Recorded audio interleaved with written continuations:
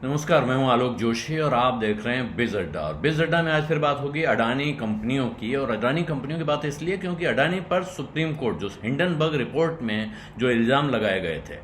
उसकी सेबी ने जांच पूरी की है और वो जांच रिपोर्ट सबमिट कर चुका है सुप्रीम कोर्ट में। और सुप्रीम कोर्ट में आज उसकी हियरिंग होनी थी, लेकिन सुप्रीम कोर्ट में वो सुनवाई टल गई है। वो सुनवाई टलने की वजह क्या हो सकती है ये आप सोचें, लेकिन साफ वजह सीधे जो दिख रही है वो ये है कि सुप्रीम कोर्ट की जो संविधान पीठ है, कॉन्स्टिट्यूशन बेंच, जिसको chief justice D Y Chandrachud head कर रहे हैं, वो धारा 370 की सुनवाई कर रही है और वो 370 की सुनवाई जारी है। शायद इस वजह से उसके लिए टाइम नहीं मिला है। लेकिन सेबी ने अपनी रिपोर्ट में क्या कहा है ये बात अभी तक पब्लिक डोमेन में नहीं आई है, लेकिन तरह तरह की चर्चाएं चल रही हैं और बहुत से सूत्रों के हवाले से बहुत सारी खबरें बाजार में चल रही हैं। और वहाँ उनमें जो एक सबसे बड़ी बात है वो ये है कि सेबी ने कहा है कि जिन एंटिटीज़ की हम जांच कर रहे थे कि इन्होंने अडानी समूह में इनकी हिस्सेदारी इन्होंने खरीदी है, वो हिस्सेदारी का अल्टीमेट बेनिफिशियरी कौन है, यानी किसका पैसा इसमें लगा है, ये पता करना बहुत मुश्किल है। क्योंकि इनमें से ऐसे 12 फॉरेन पोर्टफोलियो इन्वेस्टर्स हैं जो विदेशों में हैं और जिन डोमेन्स में ये ऑपरेट करते हैं, ऑफशोर टैक्स हेवंस में हैं, वहाँ से इनके बारे में जानकारी मिलना बहुत मुश्किल है। और सेबी ने, ये एजेंसी की खबरें हैं कि सेबी ने सुप्रीम कोर्ट को कहा है कि वो उन जगहों से डेटा का इंतज़ार कर रहे हैं, जानकारी का इंतज़ार कर रहे हैं कि इसके बारे में और क्या क्या पता चल सकता है। दूसरी तरफ एक और खबर आ गई है, वो खबर अखबारों में आई है कि इन्फोर्समेंट डायरेक्टरेट ने यह पाया है, ईडी ने, कि जो अडानी के शेयरों में शॉर्ट सेलिंग हुई थी, यानी हिंडनबर्ग की रिपोर्ट आने के पहले या उसके बाद भारत में जो शॉर्ट सेलिंग हुई है। हिंडनबर्ग के बारे में साफ समझिए, हिंडनबर्ग एक एक्टिविस्ट शॉर्ट सेलर है, लेकिन उसने अपनी रिपोर्ट में साफ कहा कि हमने बाहर के मार्केट में इससे जुड़े हुए डेरिवेटिव इंस्ट्रूमेंट्स में शॉर्ट पोजीशंस ली हुई हैं। उन्होंने भारत में ना वो ऑपरेट करते हैं ना वो उन्होंने ऐसा कोई दावा किया। इसलिए हिंडनबर्ग की शॉर्ट सेलिंग या उसके शॉर्ट ट्रेड्स को छोड़ दें, भारत में 12 फर्म्स ऐसी पाई गई हैं जिन्होंने अडानी के शेयरों में बिकवाली करके, शॉर्ट सेलिंग करके अडानी के शेयरों को ठोक कर कमाई की है। ये ईडी की रिपोर्ट बता रही है, लेकिन ये ईडी की रिपोर्ट अखबारों के हवाले से है। उसमें क्या कहा गया है, और उसने ये कहा है कि इन शॉर्ट सेलर्स में 2 भारतीय कंपनियां शामिल हैं। भारत में रजिस्टर्ड 2 कंपनियां, एक दिल्ली में रजिस्टर्ड है और एक मुंबई में रजिस्टर्ड है। और साथ में और इसके आगे बढ़िए, यहां तक कहा जा रहा है कि दिल्ली में जो कंपनी रजिस्टर्ड है उसके प्रमोटर्स के खिलाफ सेबी का एक ऑर्डर ऑलरेडी है, जिसमें उन पर निवेशकों को धोखा देने का, निवेशकों के साथ धोखाधड़ी करने का और शेयर बाजार में हेराफेरी करने का, मैनिपुलेशंस का इल्जाम पहले से लगा हुआ है। तो एक ये है। दूसरा, क्योंकि जो सेबी ने जांच शुरू की थी हिंडनबर्ग के रिपोर्ट्स के बाद, उसके बारे में जब आगे बढ़ी है तो वो कह रहे हैं कि साहब इस जांच के साथ, अब क्योंकि पैरेलल खबरें आ रही हैं, इसमें से कौन सी खबर कितनी सही है कहना मुश्किल है जब तक ये खबर वहाँ से निकल के नहीं आती है। लेकिन सुप्रीम कोर्ट में एक जो पिटिशनर हैं, जो पिटिशन सुने जा रहे हैं हिंडनबर्ग मामले पे, उसमें एक पिटिशनर हैं जया ठाकुर, और उन्होंने एप्लीकेशन लगाई है कि सेबी ने कहा है कि ईडी सेबी को जानकारी नहीं दे रही है और CBDT, central board of direct taxes,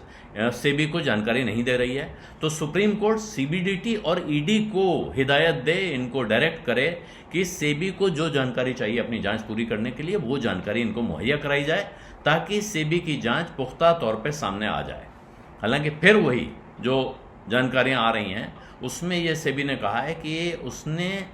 ऐसे 13 मामले पाए हैं जिसमें ट्रांजैक्शन है रिलेटेड पार्टी ट्रांजैक्शन। जो बड़ा इल्ज़ाम है इस रिपोर्ट में, हिंडनबर्ग रिपोर्ट में, वो यही है कि रिलेटेड पार्टी ट्रांजैक्शन, यानी प्रमोटर या प्रमोटर के साथ के लोग सौदा कर रहे हैं अपने शेयरों में, और ऐसे 13 मसले वहाँ पकड़े गए हैं, 13 मसले स्क्रूटिनाइज किए हैं। ये सेबी ने कहा है, ऐसा सूत्रों से पता चल रहा है कि ऐसे 13 मामले आते हैं और इनमें से हर एक मामले में 1 करोड़ रुपए तक का जुर्माना हो सकता है अगर ये बात सच पाई जाती है, जो मैक्सिमम इसमें पेनल्टी जाती है। तो कुल मिला के आप अगर यूँ देखेंगे तो 10 मिलियन रुपए यानी 1 करोड़ रुपए, और 13 मामले हैं, और सारे 13 मामलों में अगर फुल इसमें पेनल्टी हो जाए तो 13 करोड़ रुपए की पेनल्टी होती है। लेकिन इंक्वायरी ये पा रही है, फिर सूत्रों के हवाले से आ रहा है कि अडानी कंपनियों में जो ऑफशोर फंड्स की होल्डिंग है वो भी नियमों के अंतर्गत नहीं है, पूरी तरह नियमों का पालन करते हुए नहीं है। लेकिन ये जो तमाम तरह के रिपोर्ट्स आ रहे हैं, कहीं ये ब्रीच हुआ है, कहीं वो ब्रीच हुआ है, ये कितनी सच है कितनी सच नहीं है कहना बहुत मुश्किल है। लेकिन अब एक चर्चा ये और आ रही है इसके साथ में, जो सबसे बड़ी चर्चा है वो ये है कि सुप्रीम कोर्ट अब जब इस मसले की सुनवाई करेगा तो हो सकता है कि वो इन सवालों को दोबारा से उठाए, जो सवाल सेबी के सामने रखे गए थे। और इसलिए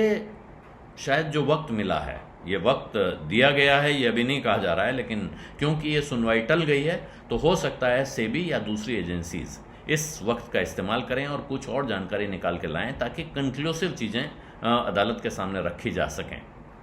वरना जिस तरह से वो सुप्रीम कोर्ट की बैठाई हुई जांच कमेटी ने कहा कि ये जर्नी विदाउट डेस्टिनेशन, उस तरह की जांच चल रही है, यही बात सच हो सकती है। लेकिन इतने समय में एक बात आप कह सकते हैं, बाजार में जो लोग अडानी के शेयरों में, जिन लोगों ने इस हिंडनबर्ग रिपोर्ट आने के ठीक पहले अडानी के शेयरों में पैसा लगा हुआ था, उनको तो तगड़ा झटका लगा है। आज भी वो उससे उबर पाए होंगे कहना बड़ा मुश्किल है।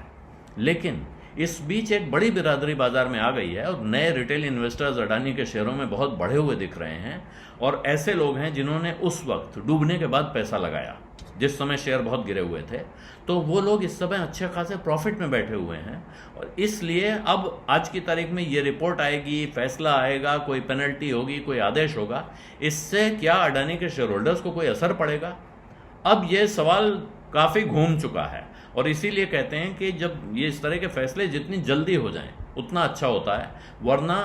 वक्त के साथ बहुत सारे घाव भर जाते हैं, और इस मसले में वक्त जितना गुजरता जाएगा वो शायद फिर तस्वीर वैसी न रह जाए जैसी तस्वीर देखने की लोग उम्मीद कर रहे थे। फैसला कुछ भी आए, बाजार में